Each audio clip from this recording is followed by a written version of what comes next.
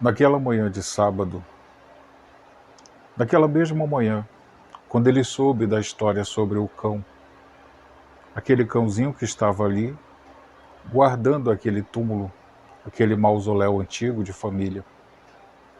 Então ele ficou pensando, quanta história aquela pequena estátua talhada em bronze contava.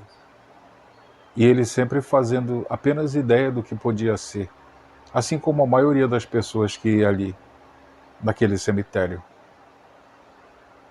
Então ele ficou imaginando, pensando, confabulando, porque haviam tantas esculturas naquele cemitério e com certeza cada uma delas tinha uma história para contar, da qual muitas vezes ele jamais conseguiria saber a história de cada qual, porque eram muitas, muitas mesmo, de todos os tamanhos, grandes, pequenas, médias, e cada um contava uma história.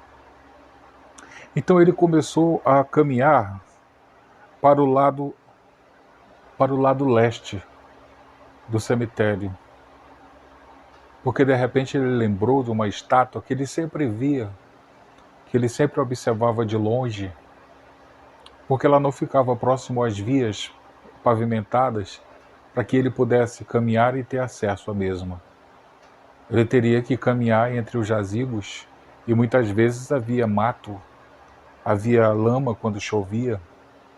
Mesmo sendo um cemitério muito bem guardado, muito bem cuidado, faltava um certo capricho para se manter aquele cenário de história, de memória, de cultura, porque era um cemitério que parecia mesmo um museu a céu aberto, por guardar tantas preciosidades, tantos estilos em seus sepulcros, em seus mausoléus, os túmulos de época que datavam de 1800, do final do século XIX, melhor dizendo, até então.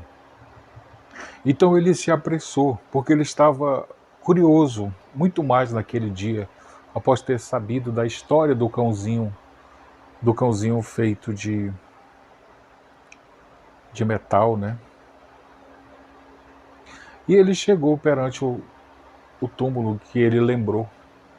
Era o túmulo da moça, ou do anjo, porque ela parecia um anjo. E várias vezes ele passou e olhou, ou olhava aquele túmulo, e ficava encantado, porque ele não sabia quase nada da história dela. Era mais uma estátua que chamava a atenção dele no cenário daquele lugar. Porque muitas vezes ele já tinha ido ali e contemplado a beleza da escultura, a posição em que ela se encontrava. Às vezes ele a olhava de frente e dava a impressão que ela estava crucificada, porque por trás dela havia uma cruz. Outras vezes ele tinha a impressão de que ela pousou para fazerem aquela escultura.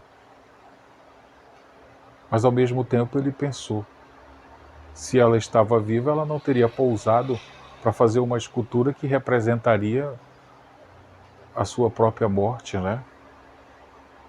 Muitas vezes ele lia o que estava escrito no túmulo daquela moça, o anjo, né?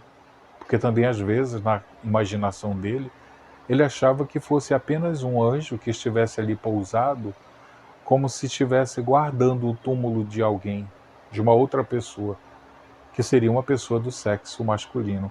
A única coisa que ele sabia mesmo era o nome dela, o do anjo. Se chamava Ária. Era jovem. E no túmulo dela estava escrito o ano que ela morreu. 1915. Já fazia quase 100 anos que ela tinha morrido. Mas aquela estátua enigmática estava ali, segurando um violino. E às vezes ele tinha vontade de saber se ela teria tocado alguma música ou se ela tocava aquele instrumento musical. Porque na estátua ela não o tocava mais. ela apenas o segurava, o abraçava, como se o violino fizesse parte dela. Mas ele não podia afirmar nada, porque ele apenas via. E nem sempre a depressão que ele tinha, que ele sentia, que ele tratava, e que muitas vezes o cenário ali do cemitério era o único local que poderia acalentá-lo, ele não conseguia raciocinar tanto, ele não conseguia construir uma história ou buscar informações para saber quem era mesmo aquela moça, uma vez que os antidepressivos que ele era obrigado a ingerir, a tomar em certas horas do dia, atrapalhavam um pouco a mente dele, o raciocínio, a lógica. E por isso ele procurava não conversar muito com as pessoas, porque nem sempre as pessoas poderiam lhe contar uma história real, uma história verdadeira, ou entender o porquê dele querer saber. Ele simplesmente queria saber o porquê das coisas, quem eram as pessoas que estavam ali representadas nas estátuas, nas fotos, apenas por curiosidade, porque ele se sentia bem olhando para as representações daquelas pessoas que nem vivas estavam mais. Mas de alguma forma ele gostava delas. E então ele nunca tinha ouvido falar nada sobre aquela moça. Estava escrito no mausoléu dela que foi um acidente, que tudo terminou por causa de um acidente, e por isso ela estava ali. E desde 1915, ele não sabia que ela morreu num dia de carnaval, o carnaval de 1915 de Manaus. Ele não sabia o que tinha acontecido. Ele não sabia que a morte dela fez com que a festa de carnaval de 1915 da cidade de Manaus fosse cancelada, porque a cidade foi viver o luto da moça. Ela realmente morreu em 1915. Se chamava Ária. A família dela chegou em Manaus, não se tem a data correta, no início do século XX. Ela tinha outras duas irmãs, e as outras duas irmãs também tocavam seus instrumentos musicais. Eram pianistas. Elas estudaram em Lisboa, em Portugal, e se tornaram pianistas. Estudaram nos liceus de artes de Lisboa, de música. E ela aprendeu a tocar violino. Foram viver em Manaus. Ela se chamava Ária Paraense Ramos e era professora de violino, assim como suas irmãs eram professoras de piano. Mas ele não sabia de nada disso. Ele só fazia imaginar. Ele pensava que ela era um anjo pousado em cima de uma sepultura, em forma de estátua de mármore, e estava ali, como um objeto decorativo. Ele mal sabia o que tinha acontecido com aquela moça no início do século XX, no dia de carnaval em Manaus. Ele mal sabia.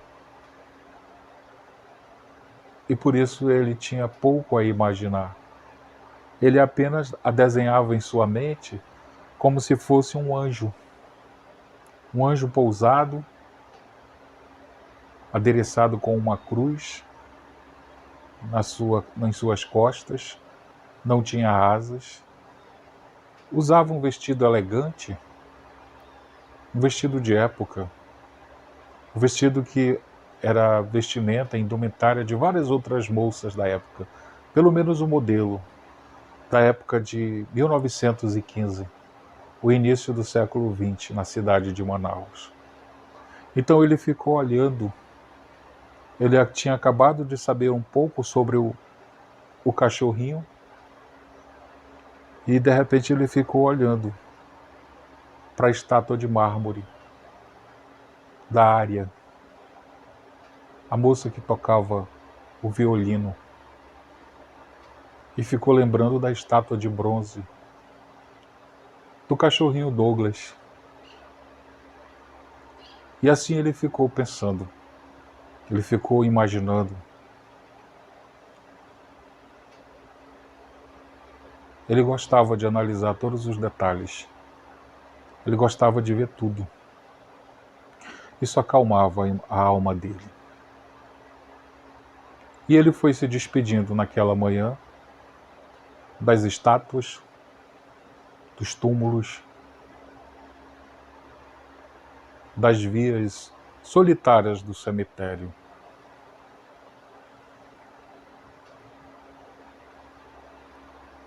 Muito bem.